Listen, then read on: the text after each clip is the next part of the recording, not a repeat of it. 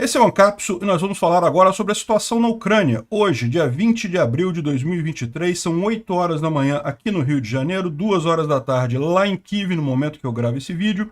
E ontem à noite aconteceu um estranho fenômeno nos céus de Kiev, um enorme clarão com explosões múltiplas e coisa e tal.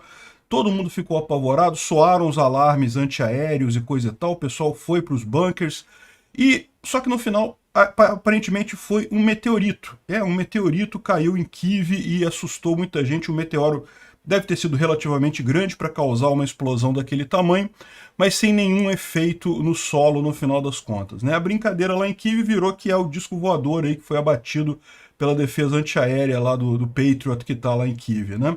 Enfim, não teve nada, virou só um episódio de memes por lá, né?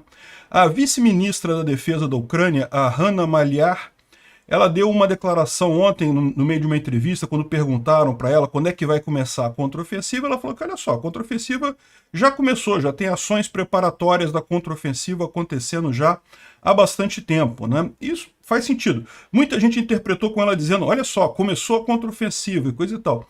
E, gente, tem que entender o seguinte, a contraofensiva não é um negócio que se... um evento único, né? É uma série de etapas que são cumpridas para se chegar lá.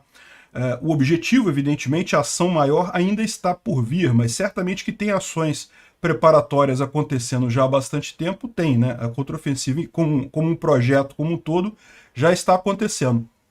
E a gente tem noticiado aqui, de fato, que os ucranianos têm feito vários testes aqui nas defesas russas aqui em Zaporizhia, têm feito várias incursões ali na região.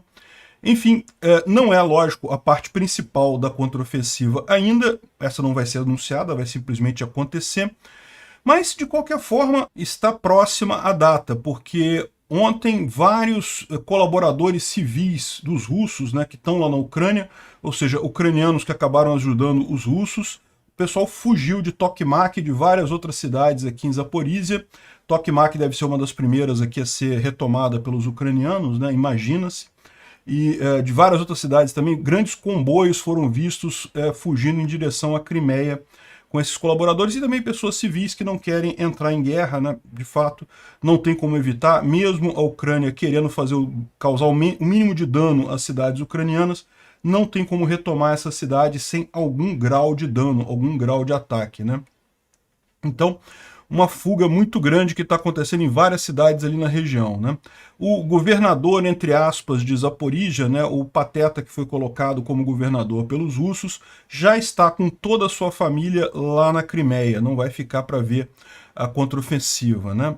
Sobre algum avanço em si, a gente não viu nada firme ainda, né? A gente falou alguns dias atrás aí sobre algumas cidades que teriam sido tomadas aqui, vilarejos aqui. Os ucranianos estão avançando em cima da zona cinza, mas assim, efetivamente tomar território dos russos, ainda não temos nada significativo, né? Também tem alguns casos de pontes destruídas aqui em alguns lugares na retaguarda, né? Esse negócio dos russos destruírem pontes é sinal também que eles estão preocupados com essa contraofensiva, porque isso é uma forma de retardar a contraofensiva. O Jens Stoltenberg, que é o secretário-geral da OTAN, ele está nesse momento lá em Kiev visitando a Ucrânia e certamente espera-se mais ajuda chegando aí da OTAN e dos Estados Unidos. Os Estados Unidos, a propósito, ontem também liberou mais um grande pacote de ajuda para a Ucrânia. E, inclusive, nesse pacote de ajuda estão os aviões brasileiros, o A-29 Super Tucanos, produzidos lá nos Estados Unidos e, portanto, que podem ser exportados pelos americanos sem licença aqui do Brasil. Que bom que estamos ajudando em alguma coisa, né? Mesmo sem ser diretamente contra a vontade do idiota do Lula, mas pelo menos alguma coisa está sendo aí, está seguindo de ajuda brasileira. Deveríamos estar ajudando muito mais. Vamos falar sobre esses e outros assuntos em detalhes. Essas notícias foram sugeridas por Cansado dos Passapanistas do Twitter, Molusco Acéfalo e várias outras pessoas. Obrigado aí ao pessoal que sugeriu a notícia. Obrigado a você que está assistindo o nosso vídeo. Se você gosta do nosso conteúdo, por favor, deixa o seu like e se inscreva aqui no canal, né? Pois bem, olha só que coisa. Olha esse vídeo aqui. Deixa eu botar o vídeo aqui. Olha que impressionante o que aconteceu ontem em Kiev, né? Isso aqui é o centro de Kiev. Olha só, um clarão enorme no ar. E essa explosão com flash enorme, o pessoal ficou preocupado, né? Repara que depois disso daí começou a soar o alarme antiaéreo, né? O alarme de defesa aérea. Ou seja, para as pessoas entrarem nos bunkers e coisa e tal, mas muito porque provavelmente o pessoal viu isso daí, não sabia o que era ainda, né? Preferiu, por garantia, soar o alarme. Mas é lógico, muita gente ficou preocupada com o que seria isso, mas pelo visto foi meramente um meteorito, um meteoro entrando na atmosfera. Olha que coisa, né? Logo ali. Teve gente falando de um possível satélite da NASA que teria caído, porque parece que ontem caiu um satélite da NASA em algum lugar aí do mundo, mas não seria, não pode ter sido isso, porque esse satélite, a latitude máxima dele não chega no nível de Kiev, né? E, por curiosidade, também estava circulando ontem lá em Kiev esse caminhão aqui com um disco voador na caçamba aqui. Não sei o que é isso daqui, se é de algum parque de diversões, se é só alguma brincadeira que o pessoal fez, mas é lógico, isso aqui automaticamente virou a brincadeira da noite, lá o pessoal brincando do disco voador em Kiev, né? Então, por exemplo, prepararam aqui aqueles avisozinhos que o pessoal fala sobre, né, quando os ucranianos derrubam drones ou mísseis, né? Aí falou, não, um disco voador e coisa e tal. Tá aqui, ó, foi derrubado o disco voador lá em Kiev ontem. E tem um monte de piadinhas aqui, o pessoal fazendo brincadeiras, né? O Alien falando para os soldados ucranianos aqui, pô, pessoal, não precisa derrubar meu disco voador, né? Pô. O outro aqui, o Alien falando, você não está chocado com isso? E o ucraniano, pode usar o seu disco contra os russos? Enfim, um monte de brincadeiras aqui de vários tipos. Um monte de memes do pessoal, né? Enfim, não foi nada, foi só um meteorito mesmo que caiu ali, né? Bom, agora teve também ataque com drone Shahid ontem novamente, né? Na noite de ontem, as defesas antiaéreas ucranianas derrubaram 10 dos 12 drones Shahid que foram disparados contra várias regiões da Ucrânia. Dessa vez, o último que faltou não causou nenhum dano significativo, então foi menos crítico esse ataque de ontem que o de anteontem, né? Lá na Rússia tem uma planta de construção de equipamentos pesados aqui, né? A Kiroslav Plant, em São Petersburgo, que está pegando fogo também, né? Mais um incêndio lá na Rússia. E é bom, porque esse tipo de indústria costuma ser usada por militares. Não sei se essa especificamente apoia alguma coisa no esforço de guerra russo, mas costuma ser o caso, né? Então se pegou fogo, positivo. E lógico, como não pode deixar de ser, tem mais um videozinho mostrando aqui o pessoal ucraniano fazendo a preparação, né? Milhares, centenas de milhares de tropas aqui treinando para a contraofensiva. Saiu também uma reportagem no Financial Times. Um repórter americano, ele se encontrou com essas tropas ucranianas que estão sendo treinadas lá na Ucrânia para a contraofensiva, né? É lógico, a reportagem saiu agora, esse encontro dele com as tropas ucranianas deve ter acontecido já há mais tempo, né? E daí ele fala sobre a situação lá, falando que realmente eles precisam de muitas pessoas, que o planejamento está sendo muito duro, então estão pegando pessoas que são totalmente leigas, né? Começando todo um treinamento militar para isso daí. Bom, o planejamento da contraofensiva está caminhando realmente, né? Agora, ontem, uma coisa que pegou muita gente de surpresa foi justamente essa entrevista da Hanna Maliar, que é a vice-ministra de defesa lá na Ucrânia. Em determinado momento, o repórter perguntou, não, e a contraofensiva, coisa e tal? E ela falou que, olha só, é incorreto falar sobre a contraofensiva como uma coisa precisa, né? É um grande complexo de várias ações e medidas que as Forças Armadas estão fazendo neste momento. Então, nesse sentido, já está acontecendo a contraofensiva ucraniana, né? Então, é isso daí. O correto é isso mesmo, né? E, por mais que isso não queira dizer, né? Como eu falei para vocês, tem um monte de indicações de que teriam alguns avanços, a gente falou sobre isso em alguns vídeos aí para trás, o pessoal teria tomado algumas cidades aqui perto de Ruliapole, Marfopil, isso daqui estaria, segundo rumores, na mão dos ucranianos. Tinha também alguma coisa aqui em torno de Robotne, aqui perto de Orihiv, mas a verdade é que não tem nada confirmado mesmo, não tem nada garantido mesmo. O mais provável é que essas coisas todas aqui tenham sido aqueles ataques de teste, né, para testar as defesas russas.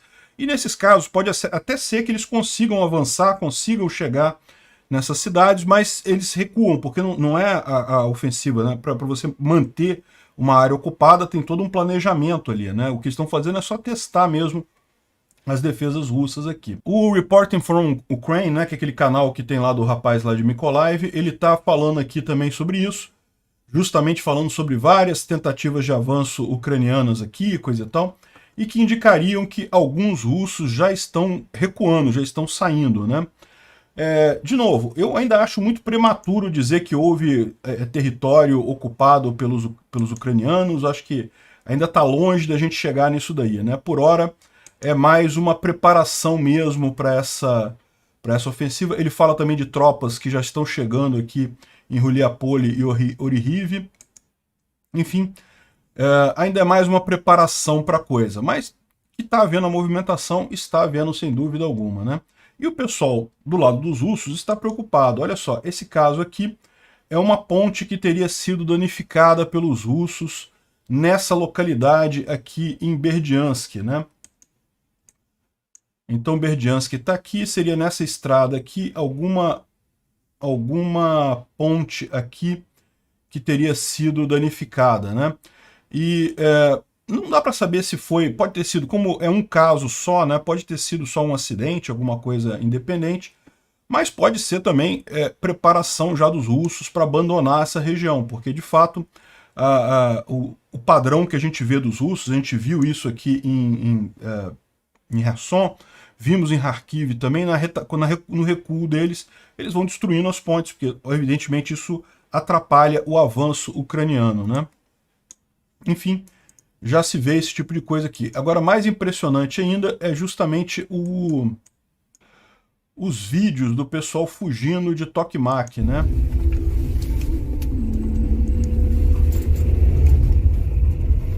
Dá para ver aqui que são vários carros aqui numa estrada, tá vendo? Quase um comboio de verdade. Valeu, né? Passando pelos checkpoints ali. Parece que o checkpoint está vazio. Ah, não, tem guarda no checkpoint. Passando pelos checkpoints russos ali. E segundo as informações, eles estão descendo em direção à Crimeia, né? Ou seja, é o pessoal que tá... Tem esse daqui, tem esse outro vídeo aqui também, que é um outro vídeo. Ou pode ser o mesmo vídeo, a mesma pessoa mais adiante, né? Tem outros carros aqui na frente. Enfim, a gente está vendo aí esse pessoal sair aqui de Zaporizhia, dessa região aqui. Essas imagens parecem que foram próximas a Tokmak. Então, o pessoal saindo de Tokmak. Mas de várias outras cidades também a gente tem informação de que as pessoas estão saindo também em direção à Crimeia, né? A Crimeia, nesse momento, por enquanto, ainda é considerada um lugar mais seguro para os russos que estão aqui. Civis estão saindo, principalmente os colaboradores russos, ou seja, aquele pessoal que é ucraniano, mas que decidiu ajudar os russos nessa invasão. Evidentemente, eles sabem que a vida deles não vai ser fácil depois que os ucranianos retomarem as cidades, então eles estão tentando fugir, né? E se for igual lá em Kharkiv, os russos não vão querer esse pessoal da Rússia também. Esse pessoal vai ter um problema para resolver a vida deles daqui para frente. Enfim, não tem nenhuma ação de fato, não tem nenhum avanço de fato, mas tem preparação, tem teste. Estão fazendo isso aí. E a indicação é que vai ter coisa em breve, né? Também está o pessoal aqui reclamando que o Rogov, que é o, entre aspas, governador de Zaporizhia, empossado pelos russos, né? Outro colaborador também, não tem poder nenhum de fato, porque nesse caso lá, mesmo quem tem o poder ali é o exército russo que está tomando Zaporizhia, o cara é só um fantoche dos russos mesmo, mas ele e a família dele já foi para a Crimeia, né? E já tem muita gente, o pessoal de escalão mais baixo dos colaboradores russos ali, que está chateado porque o pessoal não pode sair, né? Aqui, ó, nos fóruns públicos lá, os colaboradores de baixo escalão reclamam que eles estão quase proibidos de sair de Melitopol, enquanto os líderes, né, o pessoal de mais alto escalão já vazou, já está todo mundo na Crimeia já, né? Aqui, ó, Melitopol será abandonada amanhã, tal como Kherson, né? E o pessoal está dizendo que realmente as forças russas falharam em proteger os apoiadores ucranianos, então não tem sentido, não tem segurança, não tem armas, Então eles estão procurando os veículos por explosivos. A gente viu isso, né? Vários ataques foram feitos contra colaboradores ucranianos. Enfim, o pessoal está realmente abandonando Melitopol da mesma forma que abandonou Kherson, né? Quanto tempo vai levar para os ucranianos chegarem a essa cidade? Bom, no caso de Kherson levou algumas semanas, mas a gente não sabe aqui, vamos ver como é que a coisa desenrola, né? Bom, teve também boas notícias na região de Kriminá. Na floresta de Kriminá fica nessa região aqui, em Luhansk, e como eu disse para vocês, olha só como é que esse mapa realmente estava mais correto, né? Os ucranianos dominam a maior parte da floresta aqui ao sul de Kriminá.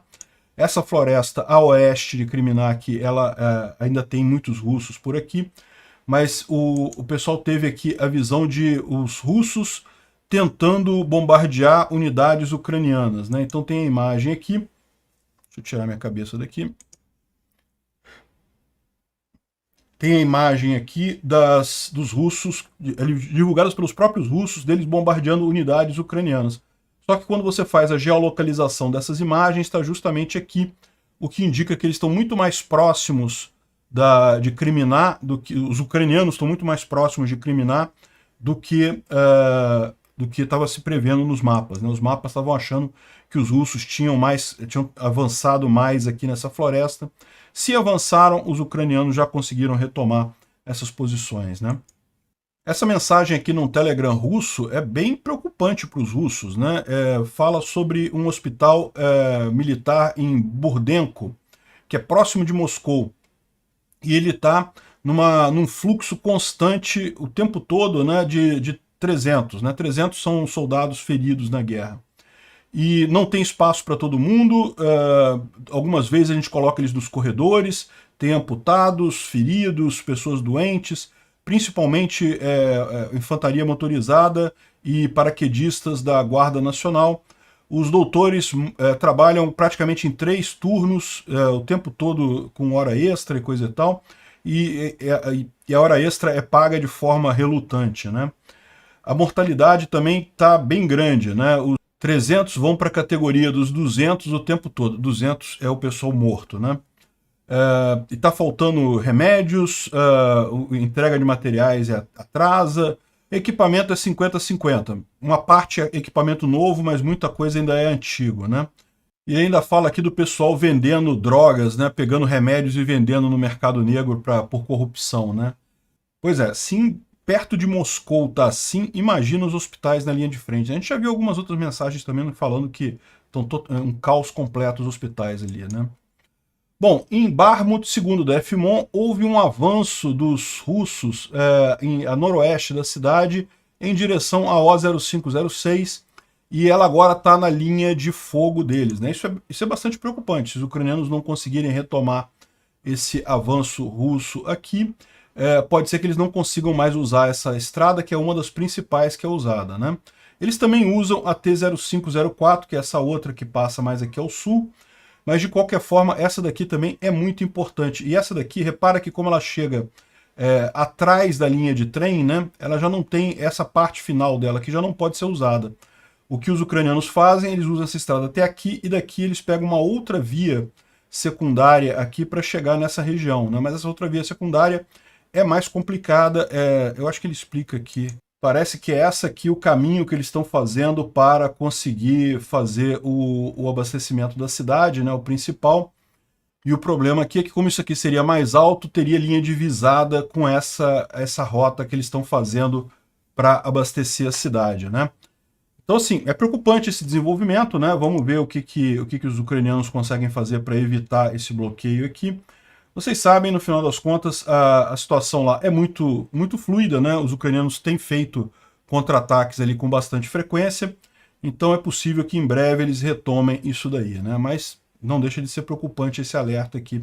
Fora isso, na cidade em si, os ucranianos continuam resistindo, os russos não conseguem avançar de forma significativa. A gente falou ontem que os ucranianos retomaram alguns quarteirões aqui no norte da cidade.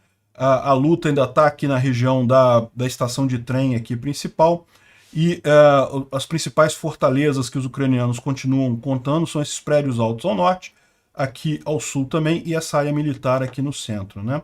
O Arestovich deu uma entrevista ontem para uma emissora lá na Ucrânia e ele falou uma coisa curiosa, que ele acha que a Ucrânia precisa se preparar para uma próxima guerra contra a Rússia, que a Ucrânia vai ganhar essa guerra, vai expulsar os russos do território ucraniano, vai tirar eles todos, mas que a Ucrânia precisa se preparar para uma outra guerra contra a Rússia em 4 a 6 anos, porque eles vão tentar preparar nesse meio tempo para fazer uma nova tentativa daqui a 4 ou 6 anos, né? Eu não sei, isso pode ser muito facilmente evitado entrando para a OTAN. Talvez o fato seja justamente esse, né? Ele está querendo colocar este ponto lá para a OTAN. Mas, enfim, o fato de ele já estar planejando a próxima guerra é um bom sinal, né? Quando começou essa guerra, tinha muita gente que achava que a Ucrânia sequer iria resistir a essa guerra, né? O Instituto para Estudo da Guerra traz uma informação muito interessante aqui. Ele diz que o FSB russo parece estar conduzindo uma operação de grande escala lá, tomando conta de vários órgãos russos, né? Então, a mídia controlada pelo Estado russo, a TASS, né, disse que no dia 19 de abril, o FSB ele fez checkpoints lá em Moscou, né, fez várias verificações, entrou em vários distritos de polícia e coisa e tal, devido ao vazamento de dados das forças de segurança de Moscou por requisição de cidadãos ucranianos, ou seja, eles estariam visando esse tipo de coisa, né? É lógico, nunca dá para saber, a gente sabe também que está havendo uma briga política muito grande lá entre a turma do Kremlin e a turma do FSB. O fato é que o FSB está agindo com muita força lá em Moscou, né? O Instituto para o Estudo da Guerra fala também sobre a entrevista da Ana Maliar, em que ela disse que as forças ucranianas já estão conduzindo algumas ações da contraofensiva, e que ela disse, lógico, que as forças jamais vão anunciar previamente quando a contraofensiva vai começar, e reiteraram que o objetivo vai ser liberar todo o território da Ucrânia. E ela falou também que as ações contraofensivas ucranianas serão tanto ofensivas quanto defensivas em sua natureza, dada a natureza complexa do campo de batalha, né? Bom, as forças russas continuam a usar os drones Shahid, a gente viu, né? Anteontem usaram, hoje usaram também, mas cada vez com mais degradação aqui, devido a cada vez maior degradação do suprimento de munições de precisão dos russos, né? Apesar de que, como já foi notado em outras situações, é preciso tomar cuidado, porque pode ser que justamente os russos estejam guardando essas últimas munições, estejam armazenando munições para usar em um futuro ataque também na Ucrânia, né? Isso aqui é uma coisa curiosa que aconteceu no supermercado lá em Moscou. O cara está descrevendo isso daqui, que uma pessoa foi presa por jogar um panfleto, por desrespeitar o exército russo. Exatamente o que aconteceu? A pessoa estava entrando no supermercado, aí tem alguns propagandistas agora do exército russo distribuindo folhetos para a pessoa se mobilizar, né, para quem for voluntário para entrar no exército russo. Essa pessoa recebeu o folheto, amassou e jogou no lixo. Tradicional, eu faço isso com folhetos o tempo todo que me dão na rua, né? E não jogou no chão não, cara, jogou na latinha de lixo mesmo, né? Imediatamente os policiais vieram e prenderam o cara por desrespeito às forças armadas russas, por ele ter jogado o folheto no lixo, né? E, caramba, realmente o pessoal tá no desespero lá, né? E uma outra notícia aqui surpreendente, tá? Aqui tá dizendo fonte não oficial, mas já foi confirmada por jornais também, tá? Parece que houve uma inspeção não planejada na frota do Pacífico, e o comandante dessa frota do Pacífico, o almirante Sergei Avankiants, não sei se assim pronuncia o nome dele, bem, enfim, ele foi aposentado compulsoriamente. Tem outras versões falando que ele renunciou. Então, vocês sabem, neste momento, a frota do Pacífico, lá dos russos, né, que em tese não tem nada a ver com a guerra, está fazendo exercícios lá no Pacífico, exercícios de guerra, justamente numa ideia de demonstrar superioridade para a China e coisa e tal, o poderio militar russo e coisa e tal. E aparentemente não está dando muito bom não, né, porque no meio do exercício você tira o general, ou desculpa, o almirante que estava conduzindo essa frota, né? Fica uma coisa estranha. Alguma coisa tem de errado nessa história aí. Não dá para saber exatamente o que tem de errado, mas alguma coisa de errado tem aí para você tirar o almirante no meio da manobra, né? Bom, aqui tem uma imagem impressionante. Eu não posso tocar esse vídeo aqui para vocês porque o YouTube não gosta desse tipo de vídeo e tem um monte de morte também, um monte de corpo. Mas é impressionante um vídeo dos russos tentando tomar uma trincheira ucraniana lá em Bakhmut e sendo totalmente dizimados pelos ucranianos aqui. É um vídeo muito impressionante. Eu não posso mostrar para vocês. Os caras estão na trincheira aqui, daí eles veem os russos se aproximando. Aqui os russos aqui, ó. E daí eles saem, começam a atirar os russos eu não posso mostrar essa parte. Enfim, batalha muito feroz aqui, realmente, e olha, uma vitória assim completa dos ucranianos. Muito bacana esse vídeo. Vou deixar o link na descrição dele. Tem uma versão maior dele aqui que está no DefMon também, que mostra etapas anteriores e posteriores também, mas aquela parte ali é o ponto central do vídeo, né?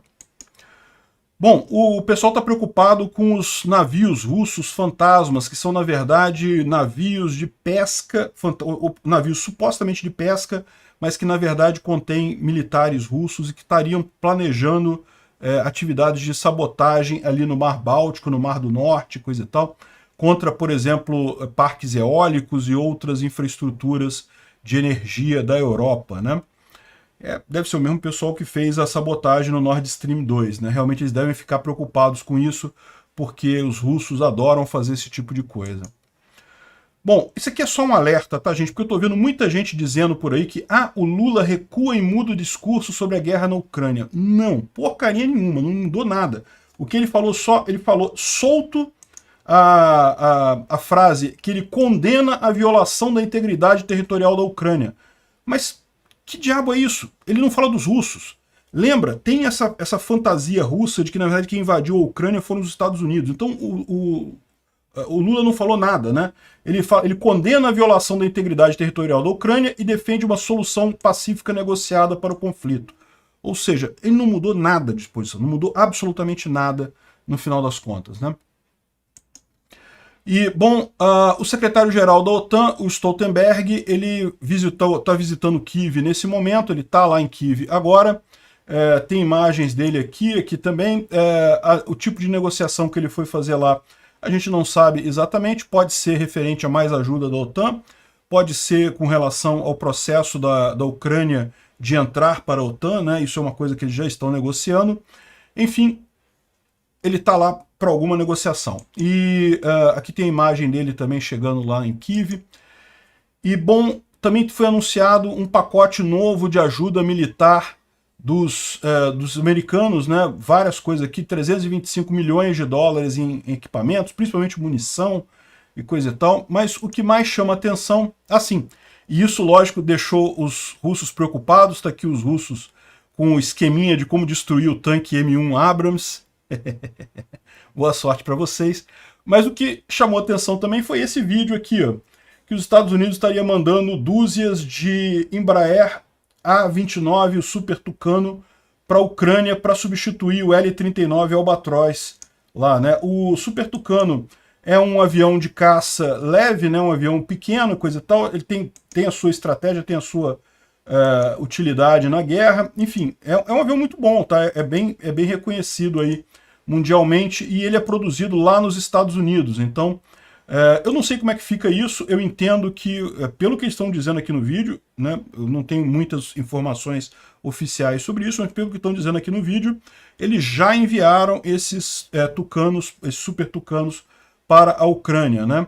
E, eventualmente, algumas armas, quando você manda, você tem que ter a licença da empresa que produz aquela arma e do país que produz aquela arma para você mandar aquele equipamento militar, né? Mas como esse avião ele é produzido nos Estados Unidos, embora com a tecnologia da Embraer, talvez já tenha sido possível mandar isso diretamente, ou então o governo americano virou para o Lula e falou, quer saber do negócio? Vou mandar e ponto final. Qualquer coisa entra em guerra com a gente. Bem adequado ao nível de respeito que o Lula merece. Obrigado por assistir o vídeo até o final. Além de curtir, compartilhar e se inscrever no canal, considere se tornar patrocinador com valores a partir de R$ 1,99. Clique no botão Seja Membro abaixo para saber as condições e vantagens de patrocinar o canal. Mais informações sobre o nosso projeto, visite nossos sites indicados na tela.